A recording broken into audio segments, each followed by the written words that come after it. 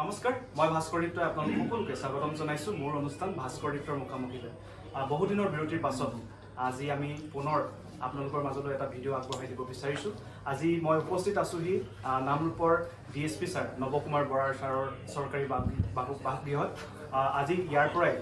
ছাৰৰ পৰিচালনা পৰিকল্পনা আৰু প্ৰযোজনাৰে এখন ছুটি ছবি আধৰুৱা সপোন নামৰ এখন ছুটি ছবি ইয়াৰ পৰা মুক্তি হৈছে গতিকে মই উপস্থিত আছো এই আধৰুৱা সপোনৰ কলাকুশলীসকলৰ সৈতে উপস্থিত আছো তেওঁলোকৰ মনৰ কথা মই জানিবলৈ চেষ্টা কৰিম তেওঁলোকৰ অভিজ্ঞতাৰ বিষয়ে জানিবলৈ চেষ্টা কৰিম আৰু ৰাইজক তেওঁলোকৰ চৰিত্ৰৰ বিষয়ে হয়তো যদি সুবিধা হয় তেওঁলোকৰ সংলাপসমূহ দুই এটা যদি পাৰি মই ক'বলৈ তেওঁলোকক অনুৰোধ জনাম সৰ্বপ্ৰথমতে মই আপোনালোক সকলোকে স্বাগতম জনাইছো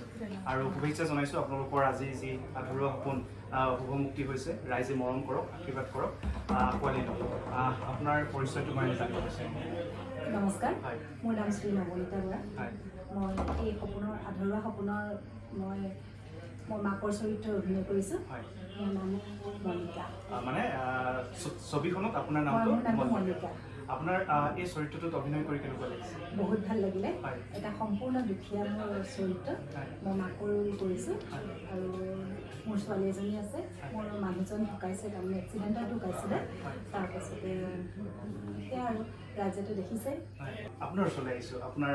চিনাকিটো দিব নেকি হয় নমস্কাৰ মোৰ নাম শ্ৰী অসীমা হাজৰিকা দত্ত আপোনাৰ চৰিত্ৰটো মোৰ চৰিত্ৰটো হৈছে দীপা ডিএছপি ছাৰৰ পত্নী হিচাপে মই কৰিছোঁ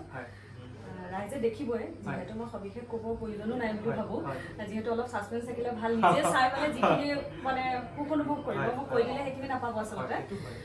এতিয়া তোমাৰ ওচৰলৈ আহিছোঁ তোমাৰ পৰিচয়টো জনাবা নেকি নমস্কাৰ মোৰ নাম অংকিতা কলিতা মই বৰ্তমান পঢ়ি আছোঁ আৰু এই ছুটি ছবিখনত চৰিত্ৰ কি হয় ছুটি ছবিখনত মোৰ চৰিত্ৰটো আপোনাৰ দুখীয়া ঘৰৰ ছোৱালী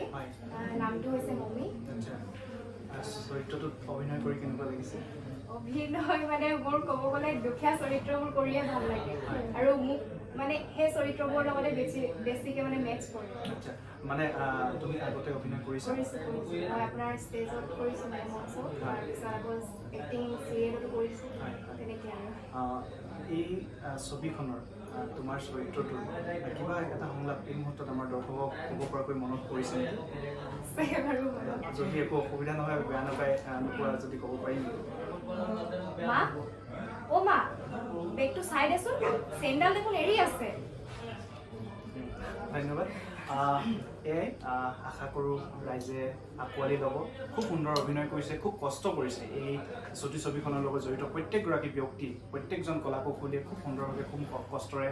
কাম কৰিছে এয়া হয়তো আপোনালোকৰ প্ৰথম পাৰ্ট হ'ব আৰু নেক্সট আপোনালোকৰ পাৰ্ট আহি আছে গতিকে দ্বিতীয় পাৰ্টো আহি আছে গতিকে আশা কৰোঁ আপোনালোকে ৰাইজে আঁকোৱালি ল'ব আৰু খুব মৰম দিব ধন্যবাদ এইখিনিতে মই আমাৰ দৰ্শকসকলক আৰু এটা কথা ক'ব বিচাৰোঁ আমাৰ বাইদেউৰ এটা পিঠা পনা থলুৱা পিঠা পনাৰ এটা সংস্থা আছে মানে তেওঁলোকে ইয়াৰ পৰাই থলুৱা পিঠা পনা অসমৰ বিভিন্ন ঠাইত আৰু বাহিৰতো ভাৰতৰ বিভিন্ন ঠাইত আৰু ভাৰতৰ বাহিৰতো তেওঁলোকে এই পিঠা পনা অসমৰ থলুৱা পিঠা পনাবিলাক পঠিওৱাৰ ব্যৱস্থা কৰিছে আজিকালি ব্যৱসায়ীবিলাক এনেকুৱা হয় ছ'চিয়েল মিডিয়াৰ জৰিয়তেও খুব প্ৰচাৰ কৰিব পাৰি আপুনি তেনেকুৱা কিবা ব্যৱস্থা কৰিছে নেকি হয় তাৰ কাৰণে আপোনালোকে যদি ফেচবুকত আমাৰ অকল আপোনালোকে চাৰ্চ কৰে নামটো আমাৰ অকল বুলি ক'লে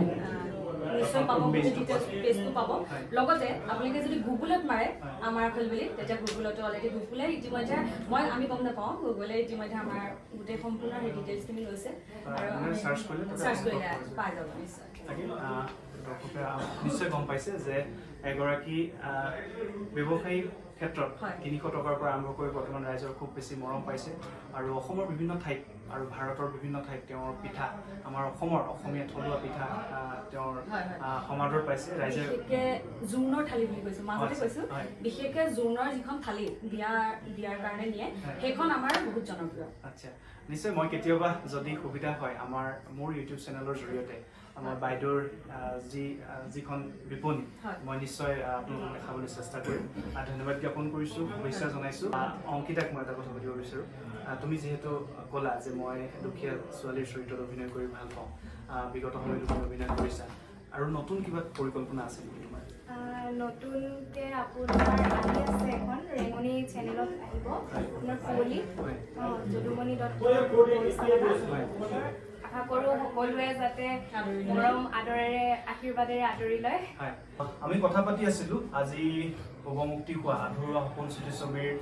কলাকুশলীসকলৰ সৈতে আৰু এতিয়া মোৰ কাষত আছে এই ছবিখনৰ যিজন মূল ব্যক্তি বুলি ক'ব লাগিব আমাৰ সকলোৰে মৰমৰ নৱকুমাৰ বৰা ছাৰক স্বাগতম জনাইছোঁ। আমাৰ মাজত উপস্থিত আছে লাটুমণি ৰাজকুমাৰ গোগাইদেউ, অসমৰ এগৰাকী খুবেই জনপ্ৰিয় কণ্ঠশিল্পী, গীতিকাৰ সুৰকাৰ। তেওঁ ইতিমধ্যে ৰাইজৰ মৰম বুটলিবলৈ সক্ষম হৈছে আৰু আমাৰ সকলোৰে পৰিচিত সকলোৰে মৰমৰ আচলতে নাম ৰূপৰ দীনেশ কাই বুলি ক'লে সকলোৱে চিনি পায় দীনেশ সোণোৱাল গোগাইদেউ আছে। আপোনালোক সকলোকে মই স্বাগতম জনাইছোঁ। ছাৰ আজিৰ অভিজ্ঞতাৰ বিষয়ে কওক, অনুভৱৰ কথা কওক। মানে আজি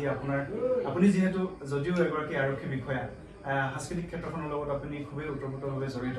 আৰু আজি আপোনাৰ আৰু এটা সপোন বাস্তৱত পৰিণত হৈছে, গতিকে এই ক্ষেত্ৰত আপোনাৰ আজিৰ অনুভৱ কেনেকুৱা আছে? যিকোনো এটা প্ৰডাক্ট যেতিয়া খুব ভাল হৈ ওলাই যায় তেতিয়া মনটো খুবেই আনন্দ পোৱা যায় আৰু যিখিনি এটা পৰিকল্পনা কৰিছিলোঁ, যিটো কাৰণে মই এটা স্ক্ৰিপ্ট লিখিছিলোঁ বা ডাইৰেকশ্যন কৰি কলা কৌশলীসকলক মাতি আনি যি এটা পূৰ্ণাংগ ৰূপ পাইছে, আধৰুৱা সপোনৰ প্ৰথম খণ্ড আমি এতিয়া আজি এৰিব পাৰিছোঁ আৰু ৰাইজে খুব ধুনীয়াকৈ আদৰি লৈছে। সকলো উপস্থিত ৰাইজ তাতকৈ বিশেষকৈ আমাৰ নন্দ সিং বৰফুলা ছাৰে যিখিনি কথা কৈ গ'ল আৰু তাতকৈ বেলেগ মোক কিবা চাৰ্টিফিকেট লাগে বুলি মই ভবা নাই আৰু মই ভাবিছোঁ অসমৰ জনগণে আদৰি ল'ব। মই আমাৰ সকলোৰে মৰমৰ দীনেশ ককাইদেউ, আচলতে সকলোৰে ককাইদেউ বুলিয়ে কয় কাৰণে ময়ো উচ্চাৰণ সেইটোৱে মই সেইকাৰণে দীনেশ কাই বুলি বয়সত মোতকৈ সৰু। হয় হয়, সকলোৰে মৰমৰ দীনেশ কাই। তেওঁ আচলতে এই গোটেই অনুষ্ঠানবিলাকৰ মেইন আঁৰৰ থকা ব্যক্তিজন। তেখেত নহ'লে চাগে যিকোনো অনুষ্ঠান এটা নহয়। গতিকে আপোনাৰ অভিজ্ঞতা কেনেকুৱা? অভিজ্ঞতা মানে কি হ'ল, আজি ছাৰত এনেকুৱা এজন মানুহ প্ৰশাসনৰ হিচাপৰ লগতে আজি প্ৰশাসন পুলিচ বুলি নহয়, ছাৰ আমাৰ ককাই ভাই নিচিনা সম্পৰ্ক হ'ল খুব কম সময়ৰ ভিতৰত। দুইজনৰ মনটো খুব ধুনীয়াকৈ মিলিলে। আজি ছাৰে যিখন ছবি ৰাইজলৈ দিছে, বহুতকেইটা মানে মেছেজ আছে, ভাল মেছেজ কেইটামান আছে, ৰাইজে চালে বুজি পাব গোটেই বস্তুটো। তো ইমান সুন্দৰকৈ ছাৰে মেছেজকেইটা দিছে, আমি বহুত আপ্লুত হৈছোঁ, ভাল লাগিছে। আৰু এনেকুৱা এজন মানুহ পাই মানে পটককৈ ছাৰে আহিলে ইয়ালৈ যে ভবা নাছিলে, এনেকুৱা এজন মাজে গান এটা বনালে বা আমি হেৰি কৰিলে ছাৰৰ লগত আমি ডিছকাছ কৰি ছাৰে অকণমান ছাৰে গানটোত যদি মই কেতিয়াবা অকণমান সহায় দিলোঁ, মোৰ গানটোত ছাৰে সহায় কৰিছে। আমি তেনেকৈ ছাৰ পোৱা দিনাখনৰ পৰা আজিলৈকে কৰি আছোঁ। আজি ক'লৈ লাগো ভাইটি বোলো তুমি আহিব লাগিব, আমি গান এবাৰ মই তাক ক'লো বোলো এটা মিউজিক এটা মানে দিম বুলি কৈছোঁ, নতুন প্ৰজন্মৰ কৰ্মশালা এখন মানে মিউজিকৰ। তাৰ লগতে তাক কৈছোঁ 100 গানৰ নতুন প্ৰজন্মৰ কাৰণে আমি মানে যুগুতোৱা পুৰণা নহয়, নতুন সৃষ্টি মানে নতুন গান 100টা গান লিখিম বুলি এবাৰ আমি মানে সুন্দৰ পৰিকল্পনা। আৰু 100টা গান যদি সঁচাকেই সৃষ্টি কৰিব পাৰি, সেইটো আমাৰ প্ৰজন্ম 100টা মানে দুজনৰ নহয়, আমাৰ টিম ৱৰ্কত 100টা গান এবাৰ মানে আমি লিখিম, কিন্তু তাৰ ভিতৰতে চিলেকশ্যন হয় যিকেইটা মানে হেৰি হৈ উলিয়াই গৈ থকা হ'ব। খুব সুন্দৰ পৰিকল্পনা আছে। আমাৰ লগত আৰু এগৰাকী সংগীত শিল্পী আছে, মই নাম কোৱাৰ প্ৰয়োজন নাই, ইতিমধ্যে নামটো ক'লোঁ বাৰু, তথাপিতো তেখেতৰ চিনাকি সকলোৱে চিনিও পায়, লাটুমণি ৰাজকুমাৰ। বাইদেউ আপোনাৰ অভিজ্ঞতাৰ বিষয়ে কওক, কাৰণ আপুনিও এই ক্ষেত্ৰখনৰ লগত জড়িত। তাকে এই ছবিখনত আপুনি এটা চৰিত্ৰ অভিনয় কৰিছে, গতিকে ইয়াৰ অভিজ্ঞতাৰ বিষয়ে আপুনি কওকচোন। প্ৰথমতে এটা কথা ক'ম, মই জন্ম হোৱাৰ পাছত বোলে মা আৰু পিতৃ আমাৰ শিক্ষাগুৰু, প্ৰথম শিক্ষাগুৰু আমাৰ মা আৰু পিতৃ। কিন্তু মা আৰু পিতৃৰ তেওঁলোক যি ধৰণে শিক্ষা আমাক দিয়ে, সেই শিক্ষাটোতকৈ কিন্তু জীৱনৰ কঠিন সময়ত যোনে আপোনাক মানে চলিবলৈ এটা ৰাস্তা দেখুৱায়, তেওঁলোক মোৰ মতে বেছি শিক্ষাগুৰু। মা দেউতাৰ পাছতে শিক্ষাগুৰু। প্ৰথম মই আচলতে গান লিখা মানুহ, মই গান লিখিছিলোহে, আৰু প্ৰথমতে গাবলৈ পোৱা মানুহজনে হৈছে দীনেশ কাই। তই গাব পাৰিবি,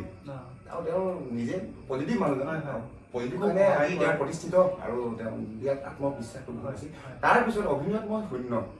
অভিনয় শিক্ষাগুৰু বুলি ক'লে মানে ছাৰ গালি কিমান খাইছোঁ শ্বুটিঙত সেইটো আৰু এটা কথা মই কৈছোঁ সকলোকে কৈছোঁ গালি খালে যে মন ভাঙিব লাগিব তেনেকুৱা কথা নহয় কিন্তু গালি খোৱাৰ কাৰণে আজি মোক যে কৈছে তাতো ভাল কৰিছোঁ আচলতে গালিটো খোৱাৰ কাৰণেই ভাল কৰিছোঁ তো সেইটো কাৰণে মই সদায় কেতিয়াবা দুইজনৰ ওচৰতে আৰু আপোনাৰ গান যিবিলাক আপুনি লিখিছে গীত বাবোৰ কৰিছে খুব সুন্দৰ ৰাইজে বহুত বেছি মৰমো কৰিছে গতিকে মোৰ ফালৰ পৰা মই আপোনাক শুভেচ্ছা জ্ঞাপন কৰিছোঁ